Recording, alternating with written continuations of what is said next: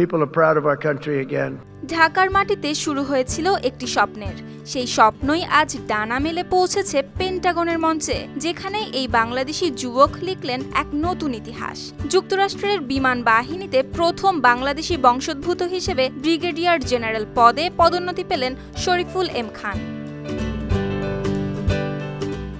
পেন্টাগনের সেই অভিষেক অনুষ্ঠানে তাকে শপথ পাঠ করান জেনারেল শন ব্র্যাটন। তবে এই ইতিহাসের শুরু হয়েছিল কয়েক মাস আগেই। 2025 সালের জুনে প্রেসিডেন্ট ডোনাল্ড ট্রাম্প 55 জনকে মনোনীত করেন ব্রিগেডিয়ার জেনারেল পদে। তাদের মধ্যে শরীফুল এম খান ছিলেন প্রথম বাংলাদেশি বংশোদ্ভূত কর্মকর্তা, আর সেই মনোনয়নই তাকে নিয়ে আসে পেন্টাগনের শপথ মঞ্চে, যেখানে তিনি লিখলেন নতুন ইতিহাস।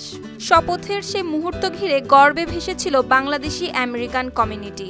যুক্তরাষ্ট্রে বাংলাদেশের প্রথম রাষ্ট্রদূত এম ওসমান সিদ্দিক তার এক্স পোস্টে লিখেছিলেন, শরীফুল এম খানই প্রথম বাংলাদেশি যিনি মার্কিন সামরিক বাহিনীতে ব্রিগেডিয়ার জেনারেল হলেন। তার কথাই এটি শুধু একজন ব্যক্তির অর্জন নয়, বরং পুরো কমিউনিটির জন্য এক ঐতিহাসিক সাফল্য।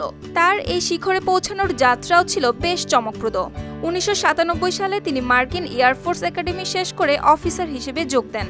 তিনি পড়াশোনা করেছিলেন রাজনীতিতে, কিন্তু চাকরি জীবনে অভিজ্ঞতা অর্জন করেছেন মহাকাশ প্রযুক্তি ও স্যাটেলাইট অপারেশনে।